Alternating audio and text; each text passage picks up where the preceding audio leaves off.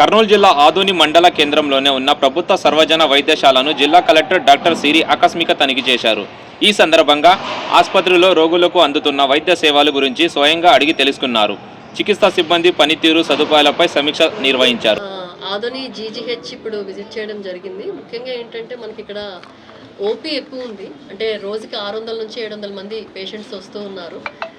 తర్వాత స్టాఫ్ కొంచెం అంటే మనకి డాక్టర్స్ కొరత ఉంది, ఒక 65 మంది. అలాగే స్టాఫ్ నర్సెస్ కూడా కొంత కొరత ఉంది, పారామెడికల్ స్టాఫ్ కూడా. సో దాన్ని ఎలా అడ్జస్ట్ చేయాలి అని చెప్పి ఒకసారి డిస్కస్ చేస్తున్నాము.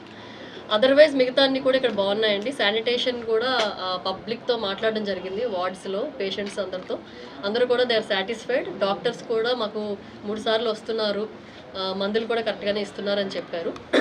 అండ్ భోజనం కూడా బాగానే ఉందని చెప్పారు. సో టాయిలెట్స్ ఒక్కటి కొన్ని రిపేర్స్ ఉన్నాయి, టాయిలెట్స్ అయితే కొంచెం బాగాలేవు.